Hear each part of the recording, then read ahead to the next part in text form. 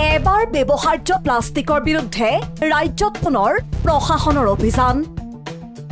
জব্দ কুইণ্টলে কুইণ্টলে নিষিদ্ধ প্লাষ্টিক বহু ব্যৱসায়িক প্ৰতিষ্ঠানক জৰিমনা প্ৰশাসনৰ হয় আপোনাৰ দোকানত প্লাষ্টিক ৰাখিছে যদি সাৱধান হওক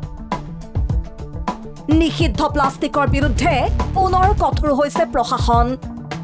কাৰণ অসমৰ প্ৰদূষণে এতিয়া সকলো সীমা অতিক্ৰম কৰিছে ভয়াবহ প্ৰদূষণৰ কবলত পৰিছে ৰাজ্য তেনে সময়ত পুনৰ এবাৰ প্লাষ্টিক ব্যৱহাৰৰ বিৰুদ্ধে কঠোৰ হৈছে প্ৰদূষণ নিয়ন্ত্ৰণ বৰ্ডো অবৈধ প্লাষ্টিকৰ বিৰুদ্ধে চিলাপথাৰত প্ৰশাসনৰ মাৰাথন অভিযান চিলাপথাৰ পৌৰসভাৰ বিষয়া কৰ্মচাৰীৰ সহযোগত ডিব্ৰুগড়ৰ পৰা অহা এটা প্ৰদূষণ নিয়ন্ত্ৰণ বৰ্ডৰ দলে নগৰখনৰ ভিন্ন ব্যৱসায়িক প্ৰতিষ্ঠানত চলায় জোৰদাৰ অভিযান কেইবাখনো ব্যৱসায়িক প্ৰতিষ্ঠানৰ পৰা এনেদৰে কুইণ্টলে কুইণ্টলে জব্দ কৰা হয় এবাৰ ব্যৱহাৰ্য প্লাষ্টিক নগৰখনৰ বজৰংবলী ষ্টোৰ্ছ সাহু ষ্টোৰ্ছ গুপ্ত ষ্টোৰ্ছ শ্ৰীগুৰু বিশ্বকৰ্মা ভাণ্ডাৰৰ লগতে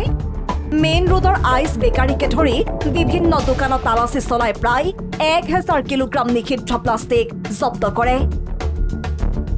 ইয়াৰ উপৰি গান্ধীনগৰ তুলসী সাহু নামৰ ব্যক্তিগৰাকীৰ গুদামত অভিযান চলাই দলটিয়ে সিল কৰে গুদামটো আমি চিলাপথাৰ পৌৰসভাৰ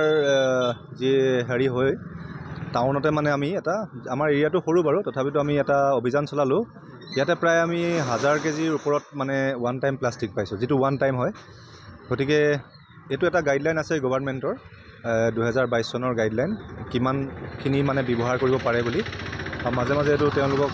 হেৰি কৰি থকা জনসংযোগৰ জৰিয়তে জনোৱাও হয়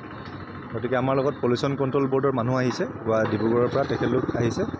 আৰু গোটেই বস্তুখিনি আমি একৰ্ডিং টু ৰুলছ মানে হেৰি কৰিছোঁ আৰু ফাইনো কৰিছোঁ বিপৰীতে মৰাণত প্লাষ্টিক বৰ্জনৰ নামত চলিছে ভেকু ভাওনা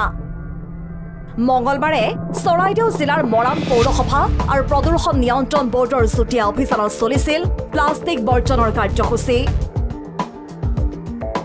কিন্তু একাংশ ক্ষুদ্ৰ ব্যৱসায়িক প্ৰতিষ্ঠানত অভিযান চলাই দায়িত্ব সামৰাৰ অভিযোগ ৰাইজৰ কেৱল মাত্ৰ সৰু সুৰা শাক পাচলি বিক্ৰেতা মাংসৰ দোকানী ক্ষুদ্ৰ গেলামালৰ দোকানত অভিযান চলাই দায়িত্ব সামৰাৰ অভিযোগ তুলিলে ব্যৱসায়ীসকলেও আমাৰ পলিউশ্যন কণ্ট্ৰল বৰ্ডৰ বিষয়ববীয়াসকল চৰাইদেউ জিলাৰ আজি মৰাণহাটলৈ আহিছিলে আহি পিনে তেওঁলোকে যিধৰণে পৰিদৰ্শন কৰিব লাগিছিল আমি দৃষ্টিগোচৰ নহ'ল গতিকে আমি গৰিহণা দিছোঁ যিসকল বিষয়ববীয়া যিসকল